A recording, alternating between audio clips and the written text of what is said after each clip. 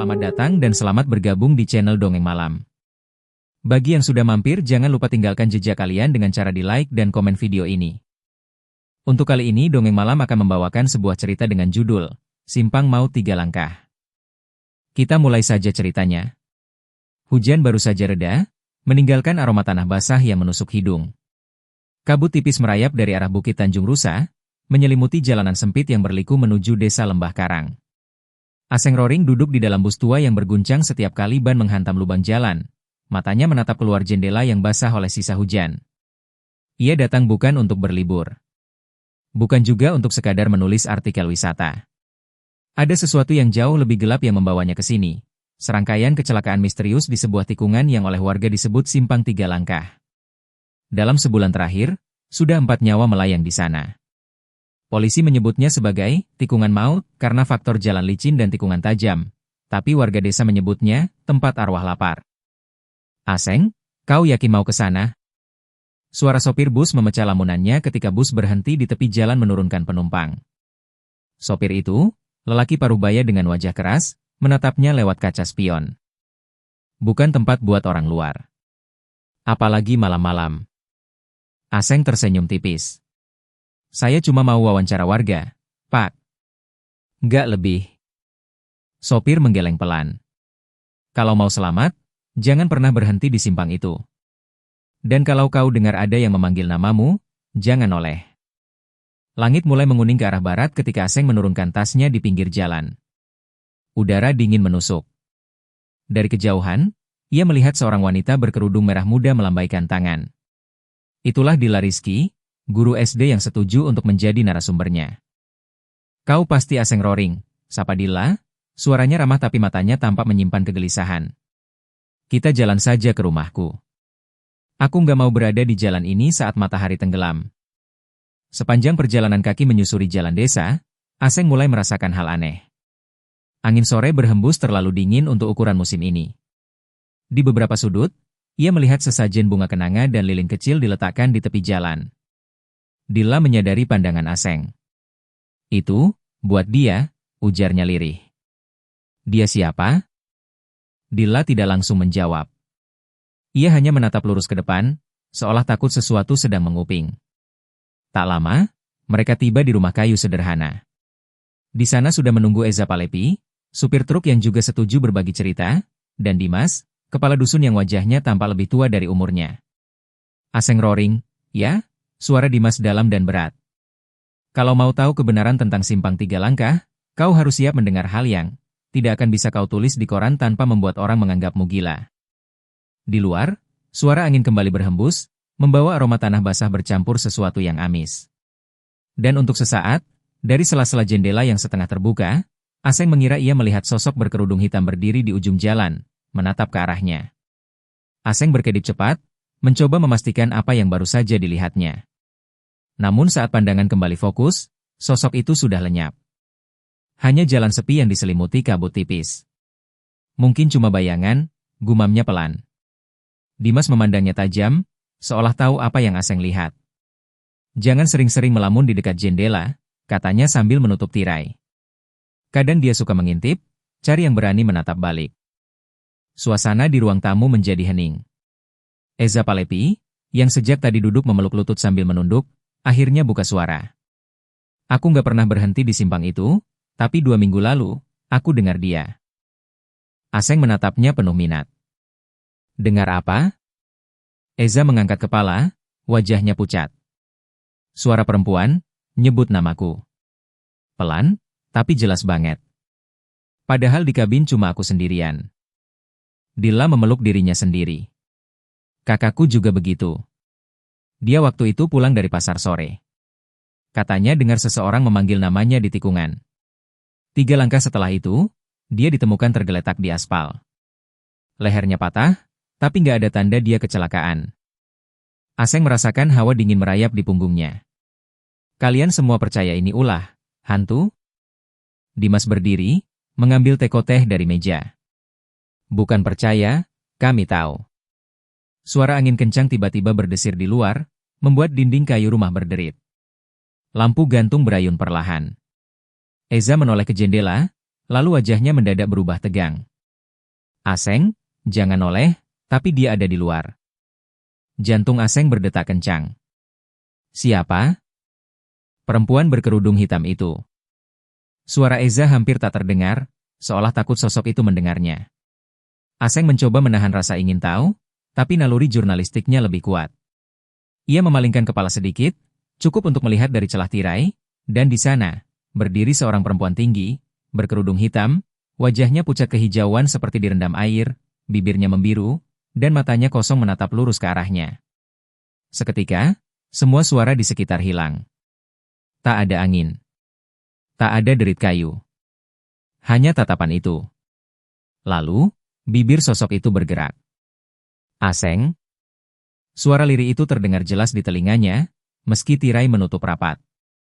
3 detik kemudian, ia merasa lututnya lemas. Nafasnya tercekat. Dan entah kenapa, kakinya seperti bergerak sendiri, melangkah ke arah pintu. Dila menjerit. Jangan. Dimas bergerak cepat, meraih bahu Aseng dan menariknya jatuh ke lantai. Saat itu juga, suara dentuman keras terdengar dari luar jendela, seperti sesuatu menghantam tanah dengan keras. Mereka semua terdiam, saling pandang, menyadari satu hal, malam baru saja dimulai. Aseng masih terengah di lantai, mencoba mengatur napas yang kacau. Matanya mencari Dila, yang kini berdiri menempel di dinding dengan wajah pucat. Eza tampak membeku di kursinya, sementara Dimas sudah bergerak mengambil lampu senter besar dari sudut ruangan. Kita harus lihat, kata Dimas pelan. Dila langsung menolak. Pak, jangan. Kalau keluar sekarang, dia bisa ikut masuk. Kalau itu suara korban baru, kita nggak bisa tinggal diam, jawab Dimas mantap. Eza, ikut. Aseng, kau juga. Aseng hendak membantah, tapi rasa penasaran bercampur ketegangan membuatnya berdiri. Baik. Mereka bertiga melangkah keluar, pintu kayu mengerang saat dibuka. Udara malam menusuk, dinginnya tidak wajar. Kabut makin tebal, dan suara jangkrik yang tadi mengisi keheningan desa kini lenyap sama sekali. Lampu senter Dimas menembus kabut, menyorot tanah basah di jalan. Tak jauh dari pagar rumahnya, mereka melihat sesuatu tergeletak. Eza menelan ludah. Astaga! Itu adalah seekor kambing. Tubuhnya terpelintir tak wajar, lehernya patah, matanya melotot ke langit. Mulutnya menganga, seolah sedang berteriak sebelum mati. Tidak ada darah, tapi bulu di lehernya basah seperti dilumuri air. Bukan serangan binatang biasa, gumam Dimas. Ini tandanya dia lapar. Aseng mengerutkan dahi. Dia, siapa?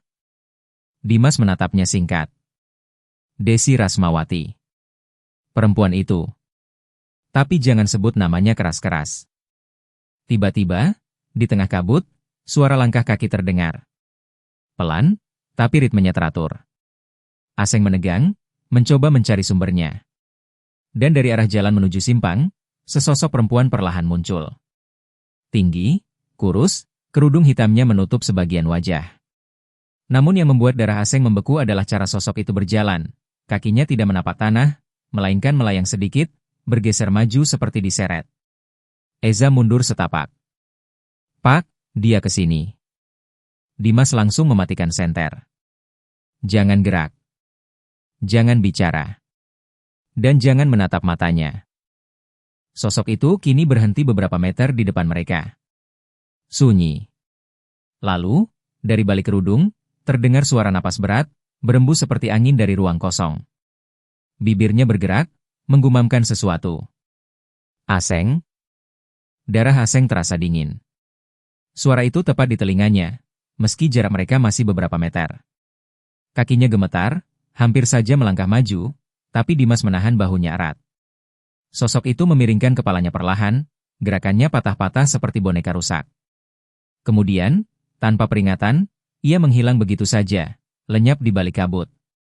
Suara jangkrik kembali terdengar, seolah malah mencoba berpura-pura normal. Dimas menatap 2 orang di sampingnya. Kita pulang. Malam ini dia hanya memberi salam. Besok, dia akan memanggil lagi. Mereka kembali masuk rumah, tapi Aseng tahu satu hal, ia tidak akan tidur nyenyak malam ini. Malam itu, rumah Dimas terasa seperti benteng kecil yang rapuh. Angin dari celah-celah dinding kayu terus menerobos masuk, membawa hawa lembab yang menusuk tulang. Aseng duduk di lantai ruang tamu, mencoba menulis catatan di buku kecilnya. Tapi setiap kali ujung penanya menyentuh kertas, pikirannya terbayang wajah pucat di balik kerudung hitam itu. Dilla menyiapkan teh panas untuk mereka, tapi tangannya sedikit bergetar saat menuang. Kalian gak boleh keluar malam besok, katanya sambil duduk di sebelah Aseng. Kenapa? Tanya Aseng, menatapnya. Besok malam Jumat Kliwon. Dia biasanya lebih aktif. Kadang gak cuma memanggil nama, tapi juga datang ke rumah orang yang dia incar. Eza yang duduk di pojok ruangan menghembuskan napas panjang. Kalau sudah begitu, gak ada yang bisa selamat. Dia akan muncul di jalan, atau di dapur, atau bahkan di kamar tidur. Aseng mencoba tersenyum sinis. Kedengarannya seperti cerita rakyat yang dibesar-besarkan. Dimas yang sedari tadi diam, menatapnya tajam. Kalau kau menganggap ini sekadar cerita rakyat, kau akan jadi berita selanjutnya di koran. Malam itu mereka tidur lebih awal, tapi bagi Aseng, tidur hanyalah istilah. Matanya menatap langit-langit, telinganya awas. Dan benar saja, sekitar tengah malam, ia mendengar langkah pelan di teras. Bukan langkah Dimas, bukan Eza, bukan Dilla. Langkah itu lambat, dan anehnya, seperti hanya ada 3 hentakan. Lalu sunyi. Aseng menahan napas. Dari luar, terdengar suara pelan, hampir seperti bisikan. Aseng? Suaranya sama seperti tadi sore, lirih tapi jelas, seolah berada tepat di belakang telinganya. Dia bangkit perlahan, melirik ke arah Dimas yang tidur di tikar. Laki-laki itu masih terlelap. Aseng melangkah ke jendela, mencoba mengintip. Kabut menggantung di udara. Di tengah kabut itu, berdiri perempuan berkerudung hitam, wajahnya tertutup sebagian, namun matanya tampak menatap lurus ke arahnya. Dan di tangannya, ia memegang sesuatu. Benda itu panjang, tipis, seperti leher manusia. Dan di ujungnya, kepala kambing yang mereka temukan tadi sore. Aseng terbelalak, mundur, tapi matanya tetap terkunci pada sosok itu. Perempuan itu mengangkat kepala kambing itu perlahan, lalu melemparkannya ke tanah, dan saat menyentuh tanah, kepala itu menggelinding mendekat ke jendela, berhenti tepat di depan kaki Aseng. Mulut kepala kambing itu terbuka, dan keluar suara. Aseng, simpang, sekarang. Lampu minyak di ruangan bergetar, nyalanya meredup. Tiba-tiba, Dilla terbangun dan langsung berlari ke arah Aseng, menariknya mundur. Jangan lihat lagi. Dia mau bawa kau ke sana malam ini. Dimas ikut terbangun, wajahnya pucat. Kalau dia memanggil saat malam Jumat Kliwon, itu artinya kau adalah korban berikutnya. Aseng, kau dengar aku baik-baik, suara Dimas berat dan tegas, tapi syarat dengan nada panik yang berusaha ia sembunyikan. Kalau dia sudah memanggilmu 3 kali, tidak ada yang bisa menghentikanmu untuk pergi ke simpang, kecuali kita ikat atau kuncikan. Aseng masih terengah, mencoba memproses semua yang barusan terjadi. Ini, gila. Aku bahkan belum percaya dia ada. Tapi, apa yang aku lihat barusan? Itu cukup bukti, potong Dilla, nadanya tajam. Kakakku dulu juga seperti kamu. Dia keras kepala. Malam itu dia dengar panggilan, dan jam 4 pagi, orang-orang menemukannya di simpang dengan tubuh seperti diremas dari dalam. Eza yang sejak tadi dia mendadak berdiri. Kita harus jaga dia semalam penuh. Kalau sampai dia keluar rumah, tamat. Dimas mengangguk. Aku kunci semua pintu dan jendela. Mereka bergerak cepat. Suara kunci berputar, kayu disangga balok, tirai ditutup rapat. Tapi bahkan saat semua itu dilakukan, Aseng merasakan dorongan aneh di dalam dadanya. Ada sesuatu, atau seseorang, yang terus membisikkan di telinganya. Simpang, sekarang. Awalnya hanya suara samar. Lalu menjadi lebih jelas. Hingga akhirnya, suara itu tidak lagi terdengar di telinga, tapi di dalam kepalanya, menembus langsung pikirannya. Di luar, kabut semakin tebal. Angin membawa aroma anyir seperti darah dan lumpur basah. Lampu minyak di ruang tamu berkedip, bayangan mereka di dinding bergoyang-goyang seperti tarian aneh. Jam menunjukkan pukul 1.12 ketika terdengar ketukan di pintu depan. 1 kali. 2 kali. 3 kali. Tak ada yang bergerak. Lalu suara itu datang lagi, Kali ini terdengar seperti berasal dari balik pintu. Aseng, aku tunggu di tikungan. Dilla menutup mulutnya rapat, mencoba menahan isak. Eza memegang parang yang ia ambil dari dapur, meski tangannya gemetar. Dimas menatap Aseng tanpa berkedip. Kau harus tahan. Jangan bergerak. Jangan jawab. Tapi Aseng sudah mulai kehilangan kendali. Jantungnya berdegup kencang, telapak tangannya basah oleh keringat. Entah kenapa, kakinya mulai melangkah, meski pikirannya berteriak untuk berhenti. Dilla dan Eza langsung memegang kedua lengannya. Aseng. Fokus. Dia lagi menarikmu, teriak Eza. Pintu depan mendadak bergetar kencang, seperti ada yang mendorong dari luar. Denting logam kunci terdengar, padahal kunci itu ada di saku Dimas. Lalu dari celah bawah pintu, merembes air hitam pekat, berbau busuk, mengalir masuk dan membentuk jejak, menuju kaki Aseng. Aseng, suara itu kini terdengar dari semua arah. Dari pintu. Dari dinding. Dari lantai. Lalu, tiba-tiba, ia merasa dunia di sekitarnya mengabur. Rumah Dimas memudar, digantikan oleh jalan berkabut. Dan di depannya, berdiri tikungan itu. Simpang 3 langkah. Ia berdiri di aspal basah, sendirian. Dari arah tikungan, sesosok perempuan berkerudung hitam perlahan maju. Tangannya terjulur, dan di matanya, kosong, dingin, namun penuh tuntutan. Aseng, waktumu sudah habis. Kabut di sekitar simpang begitu tebal hingga Aseng nyaris tak bisa melihat lebih dari beberapa langkah ke depan. Udara terasa berat, seperti ada lapisan tak terlihat yang menekan dadanya. Kakinya ingin sekali melangkah, meski ia tahu setiap langkah akan membawanya lebih dekat ke akhir hidupnya. Sosok berkerudung hitam itu terus mendekat. Gerakannya lambat, seperti mengambang di udara. Dari jarak dekat, Aseng bisa melihat wajahnya lebih jelas, pucat kehijauan, bibir membiru, kulit pipinya seperti terkelupas, dan di bawah kerudung hitam itu, rambut panjangnya basah seperti baru diangkat dari sungai. Aseng, suaranya lirih, tapi seakan langsung menembus ke dalam otak. Ikut aku. Kakinya terangkat. Langkah pertama. Di dunia nyata, tubuh Aseng yang duduk di ruang tamu mulai condong ke depan. Dilla menjerit, memeluk pinggangnya erat. Pak Dimas. Dia mulai jalan. Dimas dan Eza menahan bahu Aseng, tapi tubuh itu semakin berat, seperti ditarik kekuatan tak kasat mata. Di simpang berkabut itu, Aseng melangkah lagi. Langkah kedua. Kabut bergolak, dan di sela-selanya ia mulai melihat bayangan-bayangan hitam bergerak. Suara-suara samar terdengar, seperti rintihan orang sekarat. Lalu, dari tanah di tepi simpang, tangan-tangan pucat keluar, jemari panjangnya meraih ke arahnya. Mereka seperti korban-korban sebelumnya. Wajah mereka hancur, matanya kosong. Aseng, ayo, tinggal satu langkah. Langkah ketiga. Kakinya sudah terangkat setengah, siap menginjak aspal. Tiba-tiba, Aseng, lihat aku, teriak Dilla di dunia nyata, suaranya pecah penuh putus asa. Suara itu seperti petir yang membelah kabut. Pandangan Aseng terguncang, ia menoleh sedikit, dan sesaat simpang itu memudar, berganti wajah Dilla yang menangis memeluknya. Jangan pergi, kumohon. Sosok berkerudung hitam itu menghentikan geraknya. Matanya menyipit, dan untuk pertama kalinya ia mengeluarkan suara yang bukan bisikan, tetapi jeritan panjang, melengking, membuat telinga Aseng berdengung. Kabut di simpang berputar cepat, menarik semua bayangan hitam kembali ke tanah. Aseng merasakan tubuhnya tersentak mundur, dan tiba-tiba ia terjatuh di lantai rumah Dimas. Nafasnya terengah, peluh membasahi wajahnya. Eza memukul pundaknya. Kau gila hampir aja. Tiba-tiba suara pintu belakang terbuka sendiri. Semua menoleh. Dari pintu itu, kabut tipis merayap masuk, dan di tengah kabut, siluet perempuan berkerudung hitam berdiri diam. Dia belum menyerah.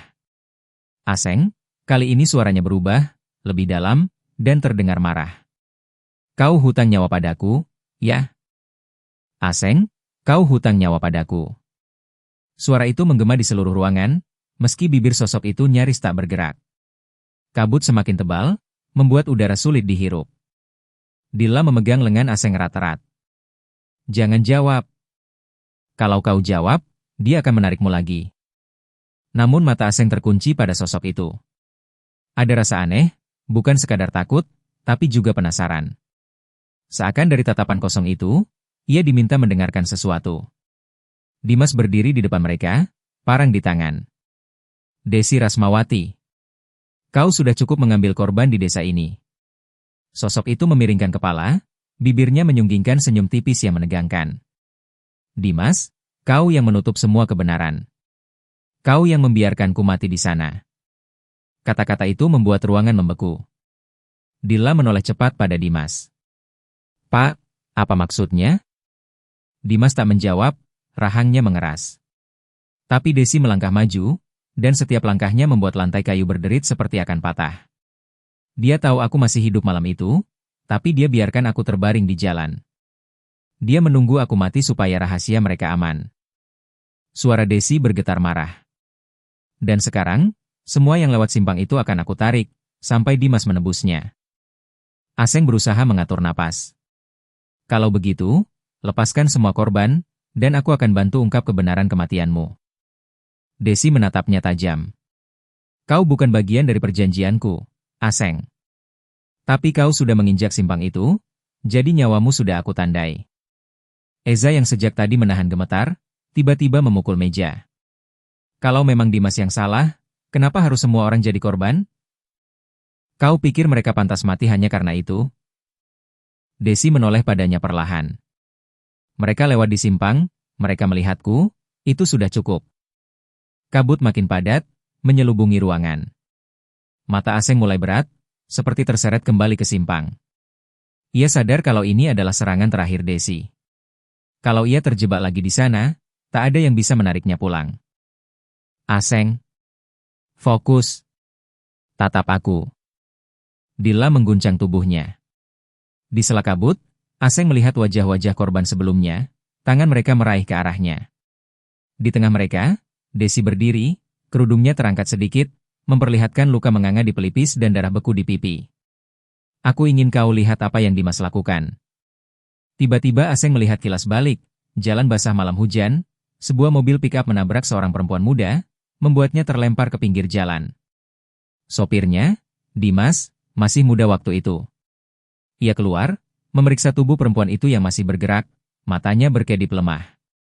Tapi bukannya menolong, Dimas mundur, menatap sekeliling, lalu kembali ke mobilnya dan pergi, membiarkan perempuan itu perlahan kehabisan napas. Gambar itu hilang, kabut berputar liar. Aseng sadar sekarang, kemarahan Desi bukan tanpa alasan. Tapi jika ia terus membiarkannya, korban akan terus berjatuhan. Aseng, ambil tangannya. Suara Dila terdengar dari jauh, seperti dari mimpi. Ia ragu. Mengambil tangan Desi bisa berarti ia ditarik mati, tapi juga mungkin satu-satunya cara mengakhiri ini. Aseng. Cepat. Dengan sisa tenaga, ia melangkah ke arah Desi di tengah kabut. Perempuan itu menatapnya penuh amarah bercampur kesedihan. Saat jarak mereka hanya satu langkah, Aseng mengulurkan tangannya. Kalau kau mau tenang, ikut aku keluar dari sini. Aku akan ceritakan semuanya, biar dunia tahu kebenaranmu. Desi terdiam. Kabut di sekitarnya berhenti bergerak.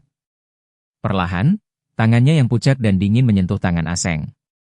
Saat itu juga, cahaya terang seperti kilat membelah kabut, dan semua suara menghilang. Aseng terbangun di lantai rumah Dimas, terengah. Kabut sudah hilang. Pintu belakang terbuka, tapi tak ada siapa-siapa. Dimas duduk di pojok ruangan, wajahnya hancur oleh rasa bersalah. Kau sudah tahu semuanya, kan? Aseng menatapnya tajam. Besok, aku akan tulis semuanya. Tidak ada lagi rahasia. Kalau kau mau menebus kesalahan, ikut aku ke polisi. Dila menghela napas lega, sementara Eza hanya terdiam, matanya masih menatap pintu seolah takut sosok itu akan kembali. Malam itu, tidak ada lagi suara langkah atau bisikan. Dan untuk pertama kalinya dalam bertahun-tahun, kabut tidak turun di simpang. Tapi di lubuk hati, Aseng tahu, arwah seperti Desi tidak benar-benar menghilang. Ia hanya tidur, sampai ada yang kembali membangunkannya. Beberapa bulan setelah malam mengerikan itu, Aseng roring kembali ke desa Lembah Karang. Kali ini bukan untuk liputan tentang simpang maut, tapi untuk menulis artikel tentang tradisi dan budaya desa. Namun, setiap kali ia melewati jalan yang menuju simpang 3 langkah, jantungnya masih berdetak lebih cepat. Dila Rizky sudah menunggu di depan sekolah tempat ia mengajar.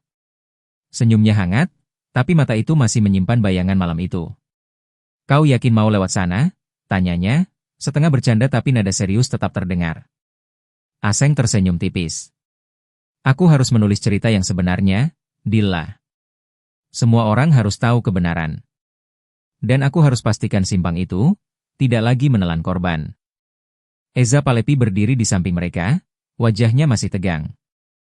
"Aku nggak pernah mau lewat sana lagi. Tapi kalau kau berdua ikut, aku rasa aku juga bisa tahan." Mereka bertiga berjalan perlahan, melewati jalan desa yang basah karena hujan sore. Angin bertiup lembut, membawa aroma tanah basah dan daun yang rontok. Simpang 3 langkah kini terlihat sunyi. Tidak ada kabut, tidak ada suara langkah, tidak ada bayangan hitam. Tapi ketika Aseng melirik ke arah tikungan, ia melihat sesuatu yang membuat darahnya kembali membeku. Ujung jalan, di sela-sela pepohonan, ada sosok berkerudung hitam yang berdiri diam. Tubuhnya tak bergerak, matanya menatap lurus ke arah mereka. Namun kali ini, ia tidak melangkah maju. Ia hanya menunggu. Aseng menelan ludah, tapi kemudian sadar sesuatu. Sosok itu tampak berbeda, tenang, seolah menilai, bukan menuntut. Dila menatap Aseng, menepuk bahunya. "Kau lihat?" Dia tidak menyerang. "Itu, mungkin sudah cukup. Kita sudah menepati janji kita." Aseng mengangguk pelan. "Ya. Aku akan tulis semua ini. Dunia harus tahu. Dan, semoga itu cukup untuk menenangkan arwahnya." Sosok itu kemudian menundukkan kepalanya perlahan, lalu menghilang begitu saja di antara pepohonan. Kabut tipis muncul sebentar, menari di udara, lalu sirna. Mereka bertiga melanjutkan perjalanan mereka ke desa, hati sedikit lega tapi tetap waspada. Simpang 3 langkah tetap ada, namun kini seperti menunggu, bukan memburu. Dan Aseng tahu, suatu hari nanti, mungkin akan ada orang lain yang akan menghadapi malam itu lagi. Tapi untuk saat ini, keheningan akhirnya kembali, sebagai hadiah bagi mereka yang masih hidup untuk menghargai napas berikutnya. Di kejauhan, bulan muncul dari balik awan, memantulkan sinarnya ke aspal basah, seolah menegaskan satu hal, beberapa rahasia memang harus tetap hidup, agar yang lain bisa selamat. Dan cerita selesai di sini. Terima kasih sudah mengikuti cerita sampai akhir. Untuk cerita dengan judul Simpang Mau 3 Langkah berakhir di sini. Akan banyak lagi cerita-cerita menarik yang akan dibawakan Dongeng Malam. Jadi silahkan di-subscribe channel ini agar tidak tertinggal cerita-cerita menarik dari video berikutnya. Dan jika kalian suka dengan cerita-cerita seperti ini, silahkan di-share video ini agar channel ini bisa lebih berkembang lagi.